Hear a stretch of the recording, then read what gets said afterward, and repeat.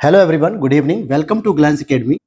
दोस्तों, इस क्लास में हम लोग कवर करेंगे आपके UPSC prelims 2025, UP PCS prelims 2025 और साथ ही साथ समीक्षा अधिकारी प्रीलिम्स 2025 के लिए स्टैंडर्ड मेंस और प्रीलिम्स के तपस्या नोट्स को हम लोग सॉल्व कर रहे हैं, जिसको हम लोग स्टडी कर रहे हैं। इसकी लगभग 13-14 क्लासेस मैंने कंप्लीट करा दी थी और इसमें हम लोग एनवायरनमेंट की सीरीज को कंप्लीट कर रहे हैं।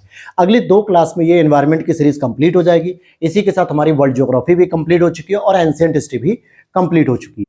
तो चलिए टॉपिक पर शुरू कर लेते हैं। ये आपकी हैंड रिटन शॉर्ट नोट्स रहेंगे पूरी तरीके से। लास्ट टाइम हम लोग पढ़ रहे थे और वहां पे हम लोगों को एनर्जी रिसोर्सेज के बारे में आज हमें पढ़ना था। उससे पहले का हमने सारा टॉपिक कवर कर लिया था। ये रहा आपका एनर्जी रिसोर्स के बारे में। चैनल पे पहली बार हो तो सब्सक्राइब कर लेना, बेल नोटिफिकेशन को ऑन कर लेना, साथ ही साथ Glance Academy official Telegram channel को जरूर ज्वाइन कर लेना, क्योंकि जितने भी प्रकार के हमारे हैंड रिटन नोट्स होते हैं जो पेड होते हैं उनकी भी अपडेट आपको बीच बीच में मिलती रहती है और उन पे जो ऑफर है, डिस्काउंट दिया जाता है, उसकी भी अपडेट आपको मिलती रहती है। जल्द ही 26 जनवरी 2025 के लिए एक ऑफर अपडेट आने वाली है, तो चैनल पे बने रहेंगे तो आपको अपडेट मिल जाएगी। शुरू करते हैं आज की क्लास को। हमारा जो इंपॉर्टेंट लेक्चर था कि दोस्तों ऊर्जा संसाधन के बारे में, कि एनर्जी रिसोर्सेज क्या होते हैं, ये क्यों जरूरी हैं और इनके बारे में क्या जानकारी होनी चाहिए, किस प्रकार के ऊर्जा का संकट होता है, या फिर ऊर्जा में जो आपका रिन्यूएबल एनर्जी होती है और नॉन रिन्यूएबल एनर्जी होती है, ट्रेडिशनल जिसे हम कहते हैं, इन सभी के बारे में डिस्कस हम लोग यहाँ पे करेंगे। ध्यान देना कि ये जो हमारी तैयारी का स्टेजेस होता है, ये आपका प्रीलिम्स और मेंस दोनों को मिलाते हुए रहता है। ठीक है, प्रीलिम्स और मेंस दोनों को मिलाते हुए रहता है। केवल ये उम्मीद मत करिएगा कि पूरे फैक्चुअल इंफॉर्मेशन पढ़ें या पूरे कॉन्सेप्ट को पढ़ें। टॉपिक को हम देखेंगे कि आधारभूत मौलिक संसाधन इसे क्यों कहा जाता है और ये आर्थिक सामाजिक विकास का सूचक क्यों है, तो इसके बारे में अगर हम डिस्कस करते हैं। दूसरा, ऊर्जा के विकल्प कौन कौन से हो सकते हैं, जैसे हम पारंपरिक ऊर्जा की बात कर सकते हैं, गैर पारंपरिक ऊर्जा की बात कर सकते हैं और गैर पारंपरिक वैकल्पिक ऊर्जा की बात भी कर सकते हैं। ऊर्जा संकट के बारे में हम पढ़ेंगे कि एनर्जी क्राइसिस क्या होता है और एनर्जी रिसोर्सेज का संरक्षण और प्रबंधन करने की जो रणनीति होती है उस पर भी हम विचार करेंगे। तो सबसे पहले हमें यह जानना है दोस्तों कि आगे देखते हैं यहाँ पे। अब देखिए, ऊर्जा की आवश्यकता आपको किन किन क्षेत्रों में हो सकती है। आपको क्या लगता है कि केवल बिजली का उत्पादन या विद्युत का उत्पादन करने के लिए बस हमें ऊर्जा की आवश्यकता होती है, तो ये बिल्कुल गलत बात है। ये ध्यान रखना कि बिजली एक उत्पादन करने के लिए हमें ऊर्जा की आवश्यकता तो होती है, लेकिन अगर आप उससे देखोगे तो आपका तकनीकी विकास करने से जो ऊर्जा की आवश्यकता है, तो जितना भी आपको टेक्निकल डेवलपमेंट करना है उन सभी के लिए ऊर्जा की जरूरत होती है। संसाधनों को यूज करने के लिए भी आपको ऊर्जा की आवश्यकता है और संसाधनों का जब आप यूज करेंगे तो कहीं ना कहीं एग्रीकल्चर रिवॉल्यूशन भी आएगा, जिससे औद्योगिक क्रांति भी बढ़ेगी, क्योंकि इंडस्ट्री को चलाने के लिए कहीं ना कहीं रॉ मटेरियल की आवश्यकता होती है और रॉ मटेरियल की जो प्राप्ति होती है वो कहीं ना कहीं आपको कृषि या फिर प्राथमिक क्षेत्र से ही हो पाती है। और जब औद्योगिक क्रांति होगी तो उद्योगों में बनने वाले जो आपके प्रोडक्शन होंगे, जो सामान होंगे, उनको कहीं ना कहीं निर्यात या आयात करने के लिए परिवहन तंत्र हमें चाहिए, जो कि परिवहन तंत्र भी डेवलप होगा और परिवहन तंत्र से और भी आगे इंडस्ट्रियल डेवलपमेंट होगा और फाइनली समाज का और देश का सामाजिक और आर्थिक विकास सुनिश्चित हो सकेगा। यानी ये सभी चीजों में कहीं ना कहीं हमारे को ऊर्जा की आवश्यकता होती है और ऊर्जा की उपलब्धता कहीं ना कहीं आपके आर्थिक और सामाजिक विकास की गति को निर्धारित करती है। आज बहुत सारे देश ऐसे हैं अफ्रीकन कॉन्टिनेंट में, साउथ अमेरिकन कॉन्टिनेंट में, जिसमें इवन कि एशिया में भी, कि जिनकी डिमांड बहुत अधिक है रिसोर्सेज के लिए, ऊर्जा के लिए, लेकिन ऐसी टेक्नोलॉजी के अभाव में और मिनरल्स और ऊर्जा के संसाधनों के अभाव में आज भी वो लोग जो है कि इस समस्या से जूझ रहे हैं और इस तरीके का डेवलपमेंट नहीं हो पा रहा है। दुनिया का सबसे अधिक जनसंख्या का देश भारत है। भारत के हर एक नागरिक को कहीं ना कहीं ऊर्जा की आवश्यकता है, चाहे बिजली के रूप में हो, चाहे तकनीक के रूप में हो, चाहे संसाधनों के रूप में हो। इसीलिए भारत को यह सुनिश्चित करना बहुत जरूरी होगा कि आप अपने ऊर्जा की सुरक्षा के लिए क्या क्या तरीके अपना सकते हो। तो ये चीजें समझ में आ रही है यहाँ पे। अब बात यहाँ पर करेंगे हम लोग, क्या बात करेंगे कि भैया ऊर्जा के संसाधन के और क्या विकल्प हो सकते हैं, किस प्रकार से हम अपनी ऊर्जा को उत्पादित कर सकते हैं। पहला जो सभी देशों के पास लगभग है, जो हजारों साल से चला आ रहा है, पारंपरिक और नवीकरणीय ऊर्जा के स्रोत। पारंपरिक का मतलब क्या होता है दोस्तों, जो रिन्यूएबल नहीं हो सकता, यानी कि बहुत इजीली हमारे पास एक्सेस नहीं होगा। यहाँ पे अनवीकरणीय वर्ड यूज किया था, यानी कि जो नवीन नहीं हो सकता। फॉर एग्जाम्पल, आपके पास जो फॉसिल फ्यूल होते हैं इस समय, जैसे पेट्रोल हो गया, डीजल हो गया, क्रूड ऑयल हो गया, प्राकृतिक गैस हो गया, कोयला हो गया, इस तरीके की जो आपके पास खनिज संसाधन है, मतलब कि ऊर्जा के जो संसाधन है, ये आज नहीं, अगर मान लो एक बार खत्म हो जाते हैं तो इनको दोबारा बनने में लाखों वर्ष लग सकते हैं, करोड़ों वर्ष भी लग सकते हैं। और ऐसे में ये पता नहीं कि आगे मानव सभ्यता बचेगी भी कि नहीं बचेगी। इसका मतलब है कि ये एक ऐसे संसाधन है जो एक निश्चित रूप से खत्म हो जाने के बाद दोबारा नवीकरणीय नहीं हो पाएंगे जल्दी रूप में। जैसे आप देखोगे इनमें जलावन की लकड़ियां, जो लकड़ियां होती हैं बायोमास, अगर मान लो हमने सारी लकड़ियां जला दी तो क्या पेड़ दोबारा उत्पादित हो पाएंगे स्वयं रूप से? हो सकता है बहुत लंबा समय लगेगा। इसी तरीके से लकड़ी के जलने के बाद जो कोयला बनता है, जीवाश्म ईंधन की बात कर लें जिसमें कोयला आएगा, खनिज तेल आएगा, प्राकृतिक गैस आएंगे। खनिज तेल में आपका डीजल, पेट्रोल, कच्चा तेल, ये सभी चीजें इसमें इंक्लूडेड है। क्लियर। दूसरा जो पैटर्न होता है आपका वो होता है गैर पारंपरिक नवीकरणीय ऊर्जा स्रोत। कैसे होते हैं? गैर पारंपरिक, यानी वो ट्रेडिशनल अप्रोच के नहीं होते हैं, इवन कि वो रिन्यूएबल एनर्जी होती है, नवीकरणीय ऊर्जा। एक ऐसा ऊर्जा रिसोर्सेज जो आप जितना भी यूज करो वो सस्टेन करता रहेगा, वो खत्म नहीं होगा और आपको पूरी क्षमता के साथ, पूरी दक्षता के साथ आपको ऊर्जा प्रदान करता रहेगा। जैसे सोलर एनर्जी, हम ये नहीं कह रहे हैं कि सूर्य कभी समाप्त नहीं होगा, लेकिन सूर्य को समाप्त होने में भी अभी लाखों करोड़ों वर्ष लगेंगे, क्योंकि सूर्य क्या है दोस्तों? एक तारा है। और तारे का क्या प्रोसेस होता है? तारा एक बार जन्म लेता है, फिर बड़ा होता है, फिर धीरे धीरे जो है कि उसमें सुपरनोवा विस्फोट और बहुत सारे कंडीशंस के बाद तारा मर भी जाता है, यानी ब्लैक होल वगैरह ये सब बनके खत्म हो जाता है। तो तारा यानी सूर्य खत्म तो होगा, लेकिन अभी भी वो करोड़ों वर्षों तक इजीली बिना किसी रुकावट के आपको सूर्य का प्रकाश मिलता रहेगा, जिससे आप सोलर एनर्जी प्रोड्यूस कर सकते हो। इसी तरीके से पृथ्वी पे अगर जब तक जीवन है, या पृथ्वी पे जब तक जो है कि जीवन की आवश्यकता होगी, तब तक आपको पवन यानी कि हवा प्रॉपर मिलती रहेगी। यानी पवन के बिना तो पृथ्वी का जीवन ही नहीं हो सकता, न पृथ्वी पर रहने वाले लोगों का। तो पवन ऊर्जा भी इजीली मिलेगी। ज्वारीय ऊर्जा की बात करें तो ज्वार कहां पे आते हैं? समुद्रों के किनारे आते हैं। आप देखोगे हमारे पृथ्वी पे 71% समुद्र स्थल है, मतलब समुद्र के स्रोत है। अब यहां पे आप कह सकते हो कि सर 3/4 कह सकते हो या फिर 2/3 कह सकते हो कि इतना समुद्र है, और वो कहीं ना कहीं किसी न किसी कोस्टल रीजन से टकराता है जहां पे ज्वार की उत्पत्ति होती है। ज्वार का मतलब क्या होता है दोस्तों? सामान्यतः जो है कि जब समुद्र की लहरें ऊपर उठती हैं तट से टकराने के बाद, और फिर उसके बाद अचानक से नीचे जाती हैं, तो उसे भाटा कहते हैं, और ऊपर उठने की प्रक्रिया को ज्वार कहते हैं, जो मैंने वर्ल्ड ज्योग्राफी में आपको क्लियर तरीके से समझाया भी था। यहां पर आप देखोगे कि ज्वार और भाटा के लिए सूर्य और चंद्रमा के गुरुत्वाकर्षण बल का बहुत बड़ा योगदान होता है। उसमें भी सबसे ज्यादा चंद्रमा के गुरुत्वाकर्षण बल का योगदान होता है। तो इस तरीके से ज्वार और ज्वारीय ऊर्जा को भी हम प्रयोग कर सकते हैं। पवन जनित तरंग ऊर्जा, पवन जनित तरंग ऊर्जा, पवन ऊर्जा नहीं, पवन जनित, ये जो तरंगे होती हैं सामान्यतः समुद्री जो लहरें होती हैं ना, जो हवाओं के माध्यम से जलधाराओं के रूप में आके टकराती हैं, तो इनके माध्यम से भी हम एनर्जी प्रोड्यूसन कर सकते हैं। और OTEC, oceanic thermal energy conversion, क्योंकि समुद्र में भी क्या होता है, गर्म समुद्र और ठंडा समुद्र, ये जो है कि मैंने वर्ल्ड ज्योग्राफी में पढ़ाया है, ओशनोग्राफी में, महासागर वाले चैप्टर में, कि किस तरीके से एक छोर जो है कि समुद्र का ठंडा होता है तो दूसरा हिस्सा जो है कि कैसे गर्म होता है। क्या उसमें अपवेलिंग की क्रिया होती है, कैसे उसमें डाउनवेलिंग की क्रिया होती है, नीचे जो है कि ठंडा पानी ऊपर आ जाता है, ऊपर का गर्म पानी दूसरे तट पे चला जाता है। तो इस पूरे प्रोसेस से भी आप ओटेक के माध्यम से भी एनर्जी को प्रोड्यूस कर सकते हो। और एक आपका भूतापीय ऊर्जा, कई बार आपके पीसीएस की परीक्षाओं में प्रीलिम्स में पूछ लिया जाता है भूतापीय ऊर्जा और प्राकृतिक गैस, इन दोनों ऑप्शन को लगा के कि कौन नवीकरणीय ऊर्जा है। हमें लगता है कि प्राकृतिक गैस यानी नेचुरल है, तो नेचुरल चीज को हम क्या करते हैं, नवीकरणीय ऊर्जा से कनेक्ट कर देते हैं, जो कि गलत हो जाता है, क्योंकि भूतापीय ऊर्जा आपकी रिन्यूएबल एनर्जी होती है, जबकि प्राकृतिक गैस क्या होती है, आपकी पारंपरिक ऊर्जा होती है। और इसके बाद एक और ऑप्शन है आपके पास गैर पारंपरिक वैकल्पिक ऊर्जा स्रोत, जैसे कि आप बायो ईंधन का प्रयोग कर सकते हो, बायोफ्यूल का, बायोमास ऊर्जा का प्रयोग कर सकते हो, बायोगैस बना सकते हो, सेल तेल गैस बना सकते हो, हाइड्रोजन ईंधन का प्रयोग कर सकते हो, नाभिकीय ऊर्जा।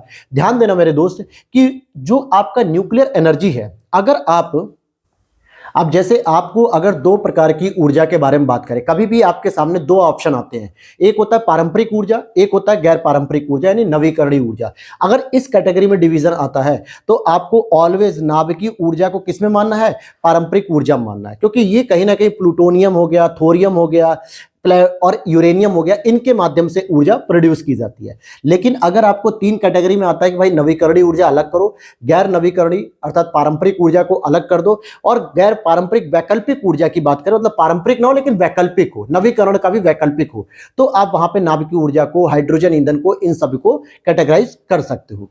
क्लियर होगी बात। अब यहां पे आपको यह देखना है सबसे इंपॉर्टेंट कि जो हम पढ़ रहे थे दोस्तों कि आधारभूत ये मौलिक संसाधन क्यों कहा जाता है, क्योंकि इतनी सारी इंडस्ट्रीज को, इतने सारे जो है कि संसाधनों की गतिशीलता के लिए आपके पास ऊर्जा होना बहुत आवश्यक है। साथ ही साथ उद्योगों की स्थापना के लिए क्यों इंपॉर्टेंट है, क्योंकि अगर आप देखोगे कि सबसे इंपॉर्टेंट है कि जितना भी आपको आधारभूत संरचना के रूप में आपको देखने को मिलता है, तो आधारभूत संरचना का जो विकास होता है उसमें कहीं ना कहीं ऊर्जा उपलब्धता मोस्ट इंपॉर्टेंट होती है।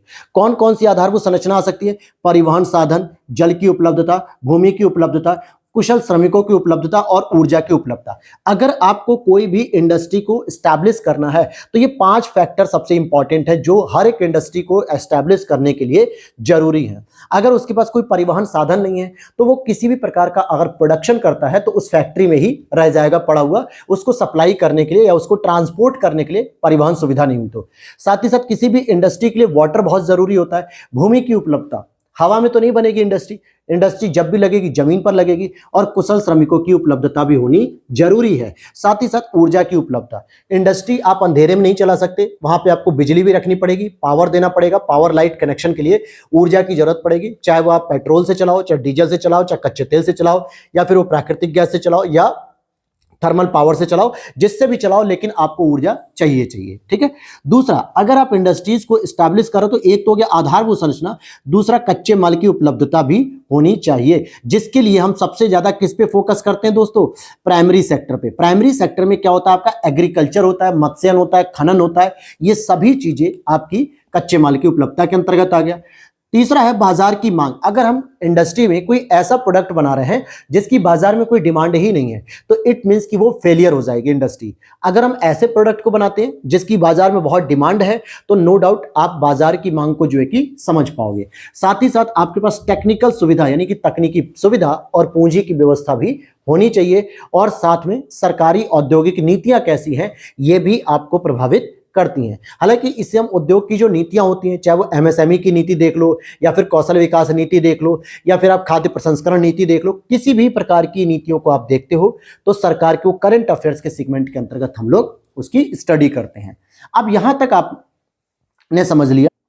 अब हमारा जो थर्ड टॉपिक आएगा कि भैया ऊर्जा संकट क्या होता है। अभी हम इसमें पूरा डिटेल से हर एक चीज को समझेंगे, परेशान नहीं होइएगा। देखिए, ऊर्जा संकट की बात करें, सीधी भाषा में कहें कि अगर मैं कहूं कि सर मेरे पास ऊर्जा की उपलब्धता है तो इसका मतलब है कि मेरे पास तकनीकी विकास भी है ऊर्जा की उपलब्धता होने से, साथ ही साथ मेरे पास रिसोर्सेज भी होंगे, संसाधन भी होंगे। लेकिन अगर मेरे पास ये सारी चीजें नहीं है तो इसका मतलब है कि मैं अपने देश के लोगों के लिए 24 घंटे विद्युत की उपलब्धता सुनिश्चित कराने में विफल हो रहा हूं, और धीरे धीरे हमें जो उत्पादन करना है, इंडस्ट्री को जो चलाना है, उसमें जितनी हमें बिजली की आवश्यकता है वो भी फेल हो जाएगी। तो ऐसे को कहते हैं ऊर्जा संकट। समझ लेते हैं पूरी कहानी को क्या कहा जाएगा। देखिए, ऊर्जा एक मौलिक संसाधन माना जाता है। वर्तमान में जिस प्रकार से हमारी जनसंख्या की वृद्धि हो रही है उससे हमें औद्योगिक विकास को प्रोत्साहन देना बहुत जरूरी हो गया है, इवन कि दुनिया के स्तर पे प्रोत्साहन दिया जाने का प्रयास किया जाए। लेकिन जैसे जैसे इंडस्ट्री का आप विकास करोगे वैसे वैसे आपकी जीवाश्म ईंधनों की मांग में वृद्धि होती जाएगी। क्या होगा? जीवाश्म ईंधन की मांग में वृद्धि होगी। अब यहां पे क्या है कि मांग तो बहुत है लेकिन आपूर्ति अंतराल बहुत कम है, मतलब आपूर्ति बहुत कम है। आप देखो ना, बहुत सारे देश ऐसे हैं, इवन कि भारत को ही देख लो, हमारे यहाँ कोकिंग कोयला पाया जाता है कि नॉन कोकिंग कोयला पाया जाता है। आप देखोगे कि हमारे यहाँ जो कोयला पाया जाता है वो उतनी उत्तम क्वालिटी का नहीं होता है, इसीलिए कई बार ऐसा होता है कि हमें कोयले को आयात भी करना पड़ता है। और सोचो, इसका मतलब कि हमारे यहाँ मांग तो बहुत है, दुनिया में सबसे ज्यादा मांग इंडिया में ही है क्योंकि पब्लिक ज्यादा है, लेकिन दुनिया में सबसे ज्यादा कोयले का उत्पादन हम नहीं करते हैं बल्कि और सारे देश करते हैं, जैसे कजाकिस्तान हो गया, रूस हो गया, अमेरिका हो गया, ऐसे बड़े बड़े देश करते हैं। तो वहां पे डिमांड कम है लेकिन सप्लाई ज्यादा है, हमारे यहाँ डिमांड ज्यादा है, सप्लाई कम है। तो ये जो गैप है ना, इसकी वजह से कोयला, खनिज तेल, प्राकृतिक गैस की कीमत में अप्रत्याशित रूप में वृद्धि होती है, जिससे ऊर्जा का संकट बढ़ जाता है। यानी या तो हम महंगी चीजों को खरीदें, कोयले को महंगा खरीदेंगे, खनिज तेल को महंगा खरीदेंगे, प्राकृतिक गैस को महंगा खरीदेंगे, तो कहीं ना कहीं जो कंपनी इसका प्रयोग करेगी तो वो जो भी प्रोडक्ट बनाएगी उसमें इसकी कॉस्ट को इंक्लूड करेगी, और फाइनली कस्टमर को वो चीजें महंगी मिलेंगी। सामाजिक आर्थिक कल्याण तो सुनिश्चित होगा लेकिन महंगा कल्याण होगा, जो गरीबों से दूर हो जाएगा, वंचितों से दूर हो जाएगा, केवल कुछ अमीर लोगों तक ही संपन्न रहेगा, क्योंकि वो लोग तो इजीली एक्सेस कर लेंगे, इन चीजों को खरीद पाएंगे। परंतु एक गरीब आदमी नहीं खरीद पाएगा। तो इसका मतलब उस देश के लिए क्या मायने रखते हैं जहां पे आप केवल 10% लोगों की आवश्यकताओं को पूरा कर रहे हैं, और ऐसे में तो इंडस्ट्री भी कोलैप्स कर जाएगी। भाई 10% लोगों की आवश्यकताओं को पूरा करने के हिसाब से कोई इंडस्ट्री चल पाएगी क्या? बिल्कुल नहीं चल पाएगी सर। तो इसका मतलब हो गया कोयला, खनिज तेल और प्राकृतिक गैस क्या हो जाएंगे? महंगे हो जाएंगे। और इसी प्रकार जीवाश्म ईंधनों पर भी हमारी निर्भरता बढ़ती चली जाएगी। और इसका एक और चैलेंजेस आएगा कि आपका जो नेचुरल डिजास्टर वाली जो दिक्कत है, यानी कि पर्यावरण में जो ग्लोबल वार्मिंग का क्राइसिस है, ग्रीन हाउस गैसों के उत्सर्जन का जो क्राइसिस है, ये सब और बढ़ता जाएगा। ये और हमें सुभेद्य कर देगा, हमारी जो शारीरिक क्षमता है उसको और कमजोर कर देगा। इसी के बाद आपको यह भी पता होना चाहिए कि अनवीकरणीय जो स्रोत के सीमित भंडारों में कमी भी आ रही है, यानी कि जीवाश्म ईंधन का आप लगातार प्रयोग कर रहे हो, तो ऐसा नहीं है कि जीवाश्म ईंधन लगातार तैयार होते जा रहे हैं, उनको करोड़ों वर्ष लगेंगे। तो इस तरीके से भी जो सीमित भंडार हैं उनमें भी कमी आ रही है, और इसी को कहेंगे हम संसाधन का जो संकट है उसमें वृद्धि हो रही है। तो एक कारण तो ये हो गया कि इंडस्ट्रियल डेवलपमेंट करने के लिए हमारा जो मांग और आपूर्ति है, यानी कि डिमांड और सप्लाई के आधार पे जो संसाधनों का जो संकट आ रहा है, एक कारण तो ये हो गया।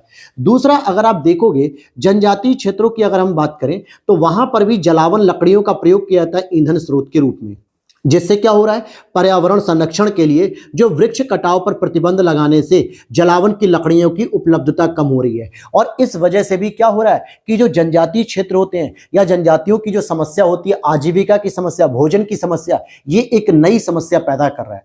अभी केन बेतवा लिंक परियोजना का उद्घाटन किया गया नरेंद्र मोदी जी के द्वारा 25 दिसंबर 2024 को।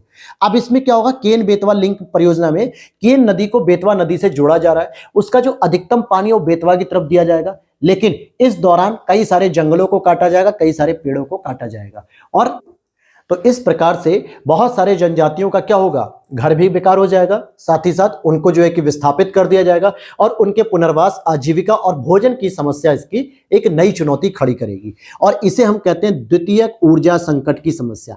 पहली ऊर्जा का समस्या तो इस वजह से है कि भाई हमारे पास रिसोर्सेज जो है ना वो सीमित हैं, चाहे वो कोयले के हों, प्राकृतिक गैस के हों, खाद्य और आपके खनिज तेलों के हों, ये तो ऑलरेडी सीमित हैं। लेकिन इनसे होने वाला जो दूसरा प्रभाव है वो भी ऊर्जा का संकट पैदा करता है। यदि ऊर्जा संकट का हमने समाधान नहीं किया तो औद्योगिक विकास कहीं ना कहीं बाधित हो जाएगा, और प्रोडक्शन की जो कॉस्ट है वो बढ़ जाएगी, और इससे आर्थिक सामाजिक समस्याओं में वृद्धि हो जाएगी। और फाइनली सस्टेनेबल डेवलपमेंट गोल के लिए ऊर्जा संसाधन का प्रबंधन अति आवश्यक है, और इसी को प्रबंधित करने के लिए ही नवीकरणीय ऊर्जा, हाइड्रोजन ईंधन, इस तरीके के रिसोर्सेज की तरफ आगे बढ़ने का प्रयास किया जा रहा है। समझ में आ गई बात मेरी? अब सबसे बड़ी बात है दोस्तों यहाँ पे समझने वाली कि ऊर्जा संकट का आखिर कारण क्यों हो रहा है मेरे भाई। ऊर्जा संकट के क्या कारण है? 2-3 कारण तो हमने बता दी। पहली चीज कि जीवाश्म ईंधन पे जो निर्भरता है ये एक बहुत बड़ा कारण है, क्योंकि दोस्तों अगर आप एक ऐसी चीज पे निर्भर हो जिसका भविष्य में अंत होना सुनिश्चित है, तो इसका मतलब है कि ये बहुत बड़ा ऊर्जा संकट का कारण। अगर आपने कोई वैकल्पिक ईंधन नहीं खोजा, कोई आपने इसका विकल्प नहीं खोजा, तो हो सकता है 10 साल, 50 साल, 100 साल, 150 साल बाद आपके पास जो ऊर्जा के जीवाश्म ईंधन है वो समाप्त हो जाए। फिर आप उस मोड़ पे जाके खड़े हो जाओगे जहां से आप ना तो पीछे आ सकते हो और ना आगे जा सकते हो। जैसे कहते हैं ना, आगे खाई पीछे कुआं, या आगे गड्ढा पीछे कुआं, वही वाली हाल हो जाएगा। तो इसका मतलब है कि एक बहुत बड़ा कारण आपके सामने क्या देखने को मिल रहा है कि जीवाश्म ईंधन पर निर्भरता एक बहुत बड़ा कारण है। ऐसा क्यों? क्योंकि देखो, पहली चुनौती है कि इसमें वितरण में स्थानिक विभिन्नता है। आपको क्या लगता है कि भारत के पूरे क्षेत्र में एक जैसा जो है कि कोयले की उपलब्धता है क्या, या एक जैसा पूरा खनिज तेल या प्राकृतिक गैस की उपलब्धता है? नहीं मेरे भाई।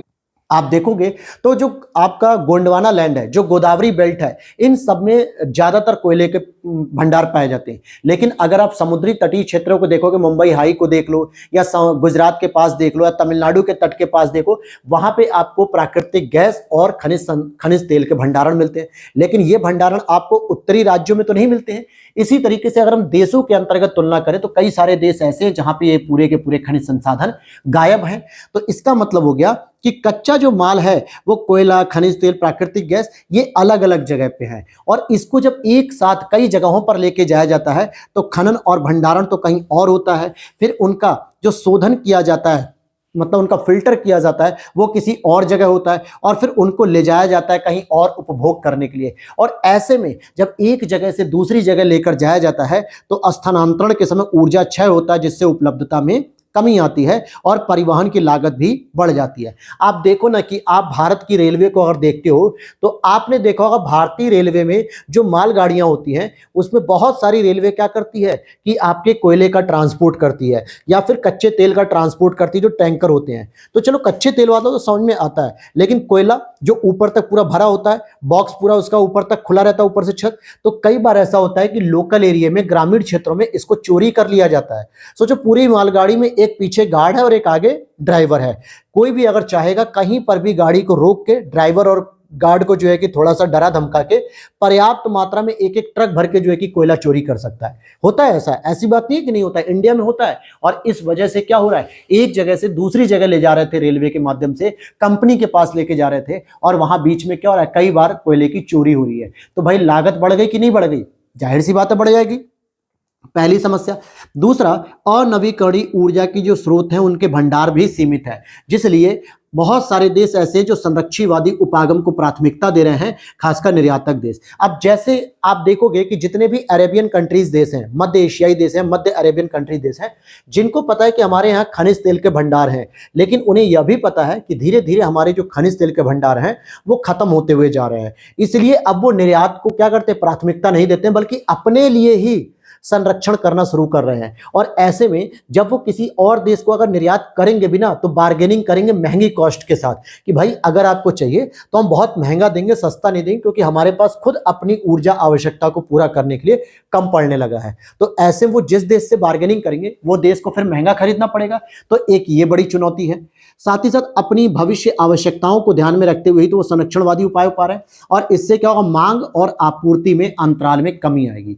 कई बार ऐसा होता है कि भारत की जनसंख्या जितनी अधिक है, जब उसके द्वारा डिमांड की जाती है तो इराक हो गया, ईरान हो गया, सऊदी अरब हो गया, कुवैत हो गया, कतर हो गया, इन देशों के साथ हमें बार्गेनिंग करनी पड़ती है। और यही वजह है कि हमारे प्रधानमंत्री नरेंद्र मोदी जी इन देशों के साथ एक बेहतर संबंध स्थापित करना चाहते हैं कि जिससे अगर हमारे पास कोई चैलेंजेस आता है, कोई चुनौती आती है, तो कम से कम हमें तेल की आपूर्ति बाधित नहीं होनी चाहिए और साथ ही साथ बहुत महंगी भी नहीं होनी चाहिए। अदरवाइज वो महंगी होते ही भारत में क्या होगा, पेट्रोल के दाम बढ़ जाएंगे और फिर हमें क्या लगेगा कि सरकार ने अपनी योजनाओं को विफल कर दिया।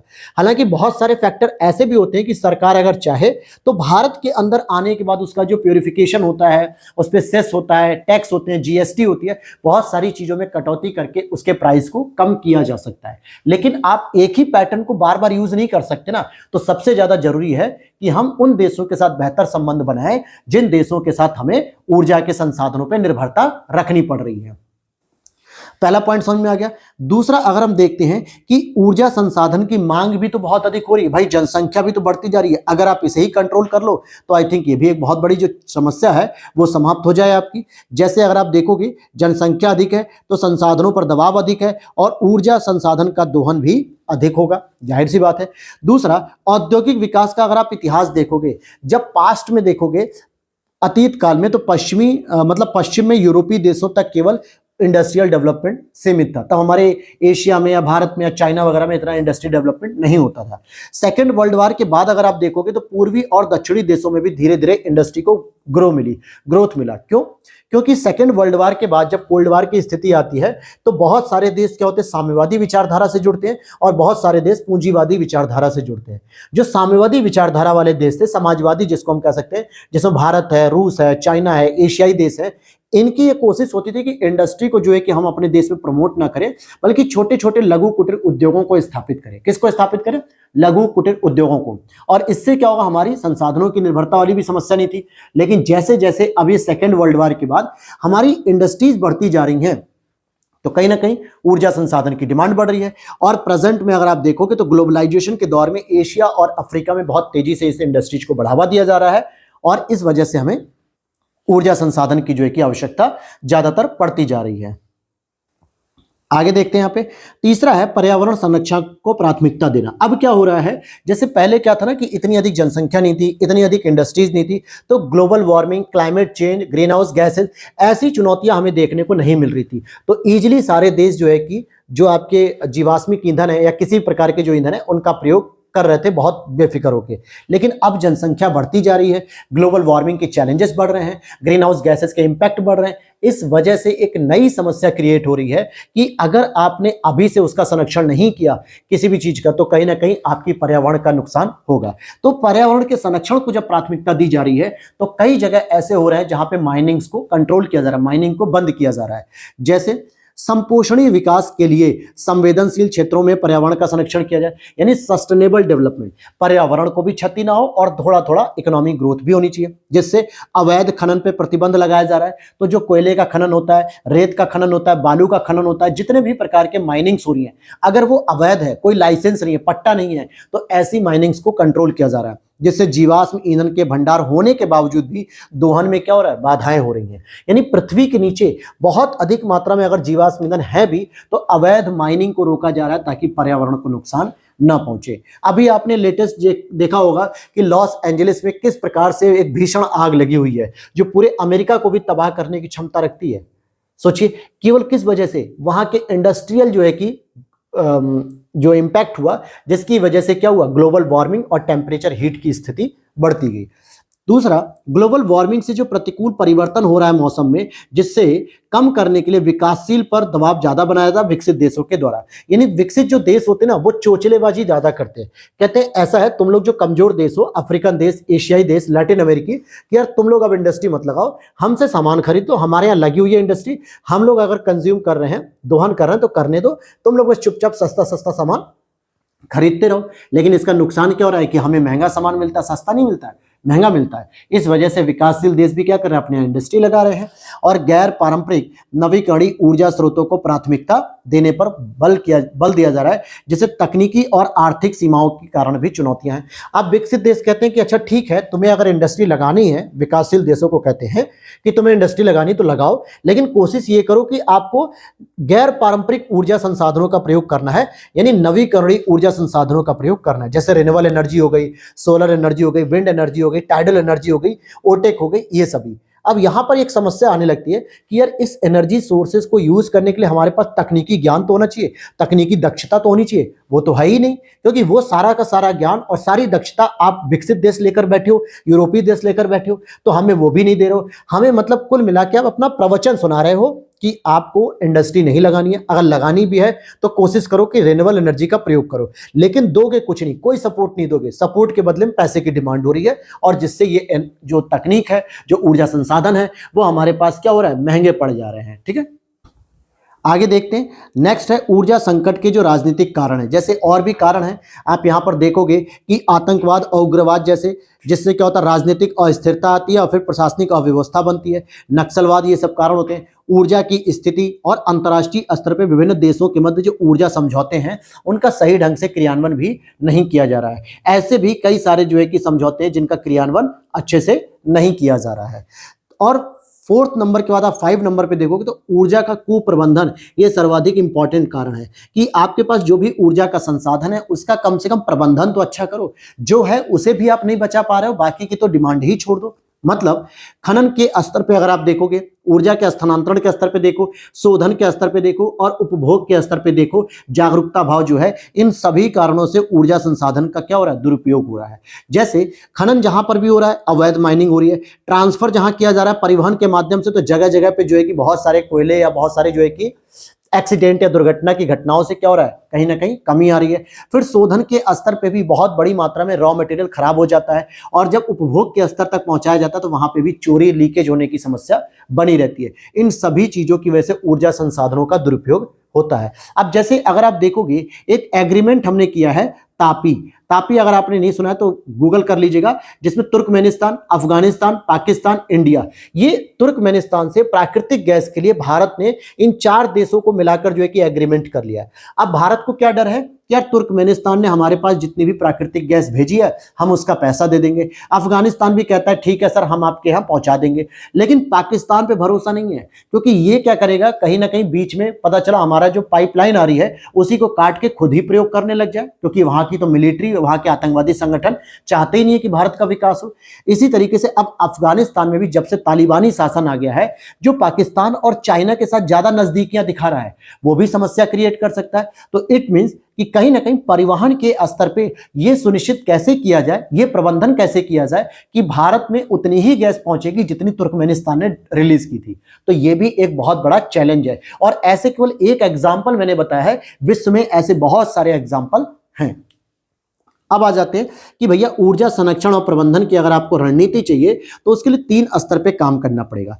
पहला स्तर होगा आपका तात्कालिक रणनीति। क्या करनी होगी हमें तात्कालिक रणनीति के स्तर पे? अगर आप बात करेंगे कि सबसे पहले उपभोग के स्तर पे ऊर्जा के दुरुपयोग को कम किया जाए, जागरूकता बढ़ाई जाए लोगों में, प्रति व्यक्ति ऊर्जा उपयोग पर आप शुल्क लगाना शुरू कर दो, यानी फीस लगाना शुरू कर दो, और क्रय क्षमता आधारित उपभोग आधारित टैक्स भी लगाओ। यानी अगर कोई व्यक्ति अपने घर के लिए 2 किलोवाट का कनेक्शन ले रहा है, 3 किलोवाट का कनेक्शन ले रहा है, 4 किलोवाट का ले रहा है, इसका मतलब कि उसके घर में काफी हैवी मशीनें यूज हो रही हैं, जैसे फ्रिज हो गया, 5-6 एसी चल रहे होंगे, कूलर चल रहे होंगे, बड़ी बड़ी एलईडी चल रही होगी, कुछ और पैनल चल रहे होंगे, इंडक्शन चल रहा होगा। इसका मतलब है तभी तो उसको ऊर्जा की ज्यादा आवश्यकता हो रही है, और जितनी वो डिमांड कर रहा है उतने में तो 10-12 घरों को ऊर्जा आसानी से दी जा सकती है।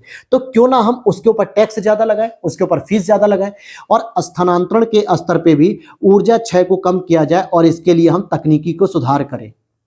ठीक है भाई, तापी की अगर हम बात करें तो कुछ हम इस तरीके की तकनीक का विकास करें ना, कि ताकि भारत में प्रॉपर मात्रा में प्राकृतिक गैस आ सके। ये एक तरीका हो सकता है।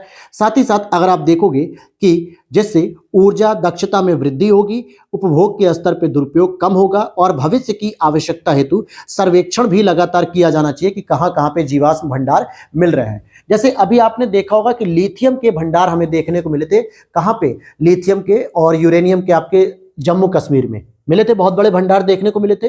तो ये लगातार खोज भी करनी पड़ेगी। दूसरा, अगर हम देखें लघुकालीन नीति की बात करें, कम समय की, तो भैया शोधन और खनन के स्तर पे आपको ऊर्जा क्षय को नियंत्रित करना पड़ेगा। जो शोधन किया जाता है मतलब कि साफ किया जाता है, क्लीन किया जाता है, या फिर माइनिंग के स्तर पे। साथ ही साथ ग्रामीण शहरी क्षेत्र में ऊर्जा की उपलब्धता की जो विषमताएं हैं ना, उसे भी कम करना पड़ेगा। जितनी आवश्यकता ग्रामीण को उतनी ही लगभग शहरी को भी होती है।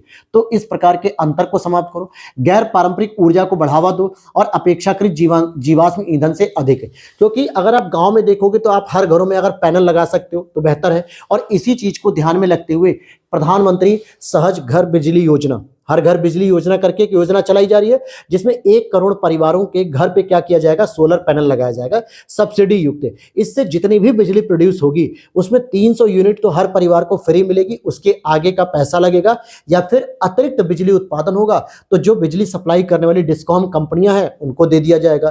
तो ये बेहतर तरीका है कि गैर पारंपरिक ऊर्जा को हम प्रयोग करेंगे। दीर्घकालिक रणनीति में बात करें तो पहले तो लघुकालिक नीति को प्रयोग करो ढंग से, और ऊर्जा सुरक्षा अर्थात डिमांड और सप्लाई में संतुलन बनाओ।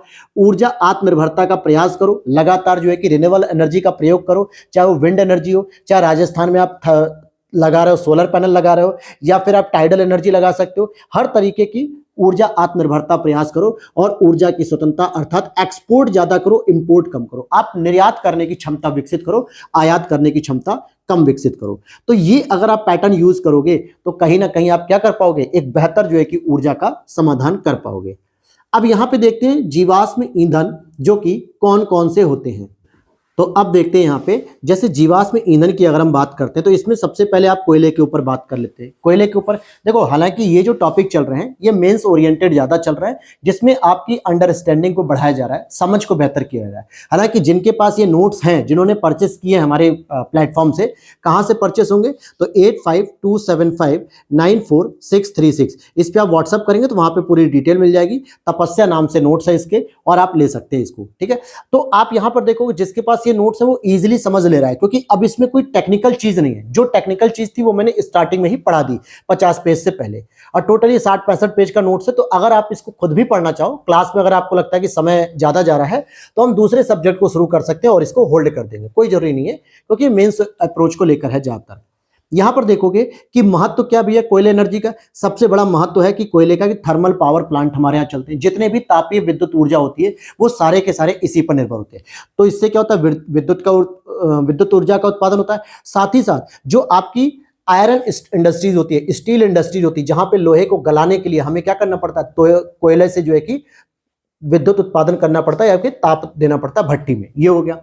कोयले की बात करें तो कोयले के 4 प्रकार होते हैं। एक होता है सबसे एंथ्रेसाइट हो गया, जिसमें 70 to 90% कार्बन होता है। फिर बिटुमिनस हो गया, जिसमें 50 to 70% कार्बन होता है। फिर ये आपके कोकिंग कोयले के रूप में जाने जाते हैं, कोकिंग कोयला। लिग्नाइट जो कि 30 to 50% कार्बन होता है, और पीट कोयला जो कि 30% कार्बन होता है। जितना अधिक मात्रा में कार्बन होगा उतनी ही हमारे पास ऊर्जा दक्षता ज्यादा होगी, यानी कार्बन की मात्रा अधिक है तो उसकी ऊर्जा ज्यादा सफिशियंट है। और हमारे भारत में जो सबसे अधिक पाया था बिटुमिनस क्वालिटी का पाया था एंथ्रेसाइट खनिज, जबकि एंथ्रेसाइट के सबसे अधिक भंडार आपको यूएसए में देखने को मिलेंगे। हमारे यहाँ एंथ्रेसाइट कोयले के कुछ भंडार, गिने चुने भंडार कश्मीर में है, और उससे हम अपने भारत की इंडस्ट्रीज को नहीं चला पाएंगे। इसीलिए हम ज्यादातर बिटुमिनस कोयले पर निर्भर होते हैं, जिसमें थोड़ी कार्बन की मात्रा कम होती है, इसीलिए उसकी दक्षता भी कम होती है। कोयले के उपयोग में बाधाएं क्या हैं? पहली बाधा तो मेरे दोस्त कि वितरण में स्थानिक विभिन्नता है। मैंने क्या बताया कि गोदावरी बेल्ट में ज्यादातर देखने को मिलेगा, या फिर आपके जो है कि दामोदर नदी घाटी बेल्ट में ज्यादा देखने को मिलेगा, जो गोंडवाना लैंड का हिस्सा है। बाकी जो इंडस्ट्रियल क्षेत्र है, जैसे मुंबई हो गया, गुजरात हो गया, कर्नाटका हो गया, इन क्षेत्रों में कोयले की जो है कि ज्यादा उपलब्धता नहीं है।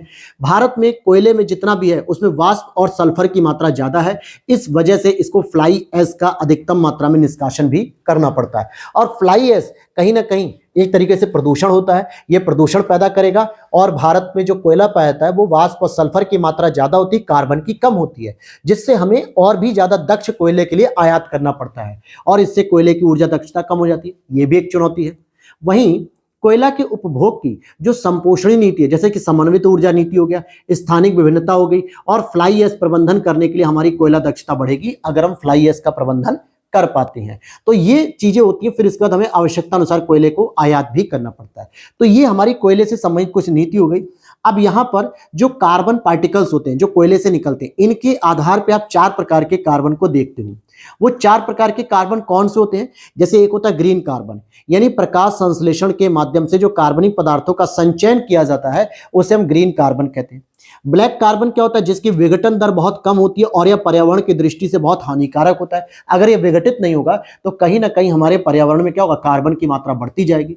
एक ब्राउन कार्बन होता है जो जैव विघटनकारी होने के कारण इसका आसानी से विघटन किया जा सकता है, और यह पर्यावरण की दृष्टि से ब्लैक कार्बन की अपेक्षा क्या होता है, कम हानिकारक होता है। यानी कार्बन है तो हानिकारक तो रहेगा, लेकिन ब्लैक कार्बन की अपेक्षा कम हानिकारक रहेगा।